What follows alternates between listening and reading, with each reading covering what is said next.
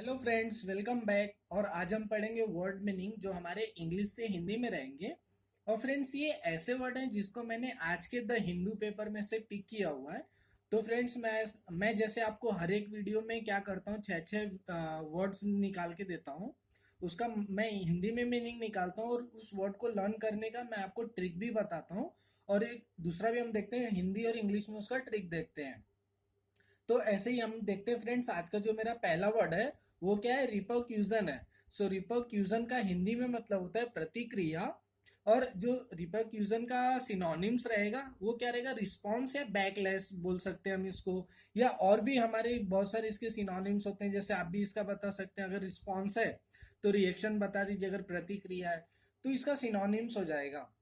मतलब आप किसी के बात के ऊपर क्या करें, प्रतिक्रिया दे रहे हैं, मतलब आप अपना रिएक्शन दे रहे हैं, रिस्पॉन्स उसको कर रहे हैं। और उसका एंटोनिम्स क्या रहेगा, कॉज रहेगा। तो सी, मैंने इस वर्ड को याद रखने के लिए क्या किया हुआ है फ्रेंड्स, इस वर्ड को मैं क्या कर दिया हूँ, तीन पार्ट में डिवाइड कर दिया हूँ। सो स्टार्टिंग का री, पर और क्यूजन को हम अगर इसका रेमिंग वर्ड अगर फाइंड आउट करते हैं तो ये क्या हो जाएगा, कजन। सो कजन का मतलब क्या हो जाएगा हमारा, ये क्या होता है, so soft when it goes up and down. ये बहुत एक सॉफ्ट होता है, ये रुई और कापूस की तरह, रुई कापूस जैसा होता है। तो इस पे अगर आप बैठोगे तो ये बहुत ही ज्यादा सॉफ्ट रहता है। तो जैसे आप बैठोगे ये क्या हो जाएगा, ऊपर नीचे होता है। तो इसमें हम क्या करते हैं, इसको ये याद रखने के लिए मैंने बोला है कि रिपर्क्यूजन। तो मतलब क्या हो जाएगा, ये रिबाउंड जैसा भी है, ऊपर नीचे हो रहा है। तो इसको हमने याद रखने के लिए इसको तीन पार्ट में डिवाइड कर दिया, री प कजन। सो मतलब क्या हो रहा है, ये ऊपर नीचे हो रहा है तो उसके ऊपर हम क्या कर रहे हैं, उसका रिस्पॉन्स दे रहे हैं, उसके ऊपर हम प्रतिक्रिया देंगे। ऐसा भी आप याद कर लीजिए। या मैंने एक आपको हिंदी में सेंटेंस बनाया हुआ है कि जो हमारा सुख रहता है, सुख जब भी हम करते हैं वो क्या रहता है, जो हम मेहनत करते हैं, सुख कठोर श्रम का रिपरक्यूजन होता है। मतलब उसका वो प्रतिक्रिया होता है। आप बहुत ज्यादा कड़ी मेहनत करेंगे तो उस पे उसके बाद आपको क्या मिलेगा, सुख मिलेगा। तो वो क्या रहता है, उस परिश्रम का क्या रहता है, वो प्रतिक्रिया रहता है, रिस्पॉन्स रहता है। तो इसको हम ये भी बोल देंगे। और एक हमने हिंदी में इंग्लिश में वर्ड बनाया हुआ है मैंने, sentence, what is your repercussion on his article. मतलब एक कोई बंदे का आर्टिकल था तो उसके ऊपर आपका रिस्पॉन्स क्या है या प्रतिक्रिया क्या है। देखिए कितने हमने जनरल जो हमारे वे में चलते हैं, जो सेंटेंस हम यूज करते हैं, उसमें से मैंने ये वर्ड को यूज किया हुआ है और इसका हम मीनिंग कभी भी नहीं भूलेंगे। ऐसा मैंने एक सेंटेंस भी आप लोगों के सामने रखा हुआ है। तो देखते हैं आज का जो मेरा सेकेंड वर्ड है वो कौन सा है। हमारा आज का सेकेंड वर्ड है फ्रेंड्स, स्क्वेंडर। सो स्क्वेंडर का हिंदी में मतलब होता है गंवाना। अभी देखिए फ्रेंड्स, अगर आप कोई चीज को गंवा रहे हैं तो इसका मतलब क्या कर रहे हैं, आप उस चीज को वेस्ट कर रहे हैं या उसमें क्या कर रहे हैं, आप मिसस्पेंड कर दे रहे हैं। तो आप इसका उसका सिनोनिम्स क्या हो जाएगा, स्क्वेंडर का वेस्ट और मिसस्पेंड हो जाएगा। और इसका एंटोनिम्स क्या हो जाएगा, सेव। अगर आप कोई चीज को गंवा रहे हैं तो यानी आप उस चीज को क्या कर रहे हैं, उसका एंटोनिम्स अपोजिट क्या हो जाएगा, बचा रहे हैं या उसको सेव कर रहे हैं, तो हम उसको बोल सकते हैं। और इस वर्ड को मैंने याद रखने का आपको आपको एक ट्रिक बताया हुआ है। तो सी, अगर स्क्वेंडर का जब भी हम रीड करते वक्त रेमिंग पढ़ेंगे तो क्या हो सकता है, वेंडर। और जो वेंडर का मतलब क्या होता है, आवारा गर्द। मतलब बिना काम का है, वो चीज को क्या कर रहा है, गवा दे रहा है। तो इस वेंडर का वो मतलब, सॉरी, वेंडर का मतलब होता है। तो जब भी हम इसको रीड करेंगे तो इसका रेमिंग मैच कर रहा है किसके साथ में, वेंडर के साथ में। इसका भी मतलब ये होता है। तो मतलब क्या कर रहे हैं आप, हमारा जो टाइम रहता है हमें व्यर्थ का समय नहीं स्क्वेंडर करना चाहिए, मतलब गंवाना नहीं चाहिए उसमें आवारा गर्द करके काम, उसमें टाइम पास करके हमें अपना जो भी हमारा समय रहता है उसे गंवाना नहीं चाहिए। तो उसको हम हिंदी में सेंटेंस बना दिया हमने। और एक इंग्लिश में मैंने सेंटेंस बनाया हुआ है आप लोगों के लिए, the team squandered several good scoring chances. मतलब जो टीम था उसने क्या किया, बहुत बार ऐसे मौके आए कि जो अभी वो अच्छे रन या अच्छे स्कोर कर सकते थे, लेकिन उन्होंने क्या किया, उस टाइम को उन्होंने गवा दिया, उस मौके को वो क्या कर रहे हैं, गवा दे रहे हैं। तो मौके को गंवाना मतलब क्या हो जाएगा, स्क्वेंडर। तो देखिए कितना ज्यादा इजी है ये वर्ड को। और मुझे तो ये वाला बहुत ज्यादा अच्छा लग रहा है जो हमने ये सेंटेंस बनाया हुआ है, हमें व्यर्थ का समय नहीं स्क्वेंडर करना चाहिए, मतलब गंवाना नहीं चाहिए। देखिए कितना ज्यादा इजी है। हमारा नेक्स्ट वर्ड है फ्रेंड्स, रैम्पेंट। सो रैम्पेंट का हिंदी में मतलब होता है क्या, अनियंत्रित। मतलब वो क्या है, अनकंट्रोल्ड है, आपके वो वश में नहीं है। तो उसका एंटोनिम्स क्या हो जाएगा, कंट्रोल्ड। और उसका रैम्पेंट का सिनोनिम्स क्या हो जाएगा, अनकंट्रोल्ड।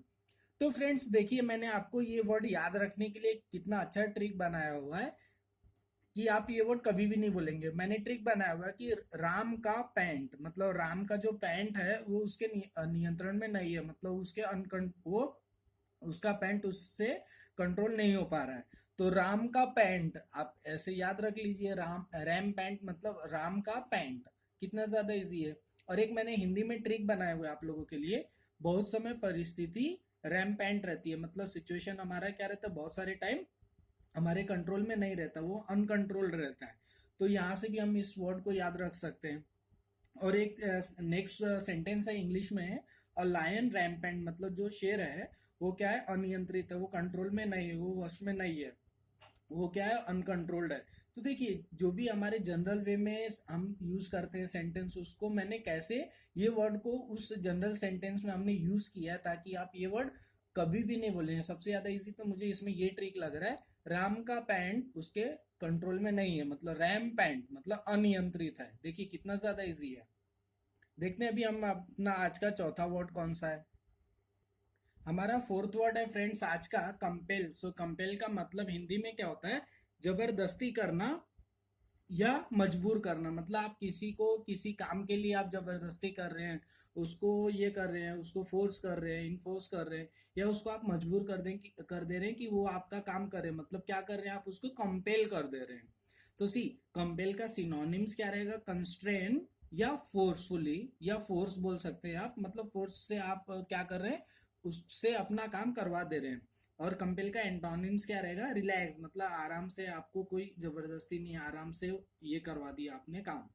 और सी, इस वर्ड को याद रखने के लिए एक मैंने ट्रिक लिया हुआ है। सो कंपेल का जो ये रहता है, रेम्स विथ, जैसे अगर आप इसको रेड करेंगे तो इसका रैमिंग वर्ड वगैरह कैसे आ रहे हैं, सपोज कंप्यूल वगैरह आप कर दीजिए, कंप्यूट कर दीजिए, कंप्यूल कर दीजिए, तो आप याद रख लीजिए कि कंप्यूल कर रहा हूँ या मैं कैप्सूल खा रहा हूँ, तो मैं क्या कर रहा हूँ, जबरदस्ती कर रहा हूँ। मतलब कैप्सूल खा रहे हैं आप, तो आप क्या कर रहे हैं, कंपेल कर रहे हैं, मतलब जबरदस्ती कर रहे हैं वो, क्योंकि बहुत सारे लोग कैप्सूल या दवाई खाना नहीं चाहते, तो उसको आप कंप्यूल समझिए, या आप इसका रेमिंग वर्ड समझिए जाइए कि कैप्सूल करके आप इसे याद कर लीजिए। और एक मैंने हिंदी में सेंटेंस बनाया हुआ है, छोटे बच्चे अपनी मांग पूरी करने के लिए हमें क्या कर देते हैं फ्रेंड्स, कंपेल कर देते हैं, मतलब मजबूर कर देते हैं, या वो जबरदस्ती कर देते हैं कि उनका काम वो करके ही लेंगे, तो हमें वो करना पड़ जाता है। तो वो क्या कर रहे हैं, हमें कंपेल कर दे रहे हैं, हमें जबरदस्ती वो करवा रहे हैं। और एक मैंने इंग्लिश में सेंटेंस बनाया हुआ है, teacher compel all students to fill out this form. मतलब टीचर्स हैं, वो क्या कर रहे हैं, जबरदस्ती कर दे रहे हैं स्टूडेंट्स को कि आप ये फॉर्म भर के ही दो, या स्टूडेंट्स को क्या कर रहे हैं, मजबूर कर दे रहे हैं कि उनको फॉर्म भरना ही है। तो एग्जैक्टली क्या कर रहे हैं, कंपेल कर रहे हैं, मतलब वो इन सब लोगों को क्या कर रहे हैं, वो मजबूर कर रहे हैं। देखिए कितना ज्यादा इजी है।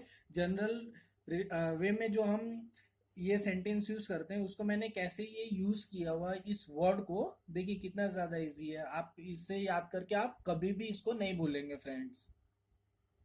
हमारा फिफ्थ वर्ड है फ्रेंड्स, फ्लरी। सो फ्लरी का हिंदी में मतलब होता है घबराहट। तो जैसे घबराहट है, मतलब आपके अंदर क्या है, डर है, सो उसको आप पैनिक बोल सकते हैं या एडो बोल देंगे। तो फ्लरी का सिनोनिम्स क्या हो जाएगा फ्रेंड्स, पैनिक या एडो। और उसका एंटोनिम्स क्या रहेगा, काम या पीस, मतलब आप शांत है, आपके अंदर बिल्कुल घबराहट नहीं है, कुछ भी नहीं है, आप बहुत अच्छे से शांति बैठे हैं, तो आप उसको काम बोल दीजिए या पीस बोल दीजिए। और उसका एंटोनिम्स क्या हो जाएगा, काम और पीस का, पैनिक और एडो, मतलब फ्लरी, घबराहट हो जाएगा। तो सी, ये वर्ड को याद रखने के लिए मैंने क्या किया है, फ्लरी को एक मस्त एक ट्रिक बनाया हुआ है आप लोगों के लिए। ब्लर फ्लरी, मतलब फोटो ब्लर देन फ्लर।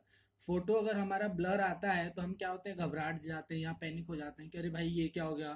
तो फोटो ब्लर देन फ्लर, मतलब ब्लर हुआ देन फ्लरी हो गए, मतलब फोटो हमारा ब्लर हुआ देन हम घबरा गए।